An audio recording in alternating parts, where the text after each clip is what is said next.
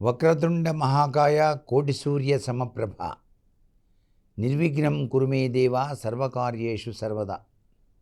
ఓం నమో నారాయణాయ, ఓం నమః శివాయ, శ్రీమాత్రే నమః. మార్గశీర్ష మాసంలో ధనం నిలవడానికి ఏదైనా ఉపాయాలు ఉన్నాయా? అసలు ధనం నిలవడానికి చాలా ఉపాయాలు ఉంటాయి. పొదుపు, పశువుకు తిన్నది తృప్తి, మానవుడికి దాచింది తృప్తి అన్నారు.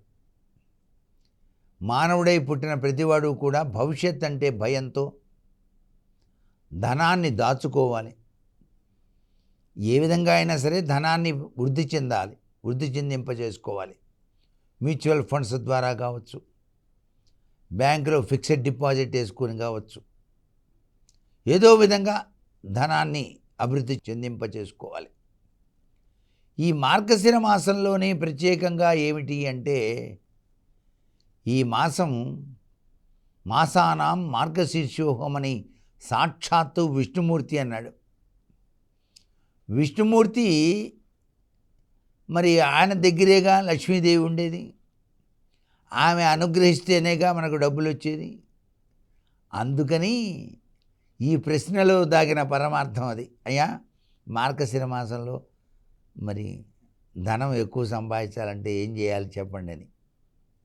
మార్గశిర మాసంలో ప్రతి ఒక్కరూ ఆచరించవలసినటువంటి ముఖ్యమైన పని, సూర్యోదయం పూర్వమే, సూర్యుడు ఉదయిస్తూ ఉండగానే పవిత్రవంతమైనటువంటి స్నానాలు ఆచరించి చక్కగా విష్ణుదేవునికి ప్రీతికరమైనటువంటి తిలకధారణ చేసి పరమ పవిత్రవంతమైనటువంటి శ్రీ విష్ణు దేవాలయానికి కాళ్ళకి చెప్పులు లేకుండా వెళ్ళి అక్కడ జరిగేటువంటి తిరుప్పావై, మార్గశీర్ష మాసంలో ధనుర్మాసం వస్తుంది కదా, ఆ మాసరీత్యా తిరుప్పావై అని చెప్పేసి గోదాదేవి సాక్షాత్తు ఆండాళమ్మ కృష్ణ భగవాన్ని మీద రంగనాయకుడే భర్తగా కావాలి అని చెప్పేసి ఆమె చక్కగా పాసురాలు రచించింది. ఆ పాసురాలు నిత్యం పఠిస్తూనే ఉంటారు. ఆ పఠనం అయిపోయిన తర్వాత రోజుకొక నైవేద్యం పెడుతూ ఉంటారు ఆ యొక్క విష్ణుదేవునికి. ఆ నైవేద్యాల్లో చక్ర పొంగలి, దద్దోజనం, పులిహోర, ఎన్నో రకరకాలైనటువంటి నైవేద్యాలు పెడుతూ ఉంటారు. ప్రతినిత్యం కూడా అలంకార ప్రియుడు కాబట్టి ఆ స్వామివారికి వివిధ రకాలైన అలంకార తత్వంతో ఉన్నటువంటి మాలికల్ని చక్కగా అలంకరిస్తూ ఉంటారు. బద్ధకం లేకుండా తెల్లవారుజామునే దేవాలయానికి వెళ్ళాలి మనం. అలా వెళ్ళి అవన్నీ చూసి కళ్ళతో వాళ్ళిచ్చిన ప్రసాదాన్ని తింటే లక్ష్మీదేవి వెంటనే అనుగ్రహించి, సరే వస్తున్నాను మీ ఇంటికి పద అంటుంది. ఇది సత్యం.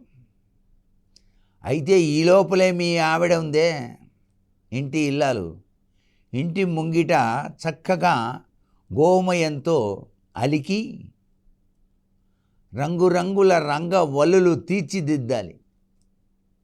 ఆ రంగవల్లిలో మధ్యలో గోమయంతో చేసినటువంటి గొబ్బెమ్మను ఉంచాలి.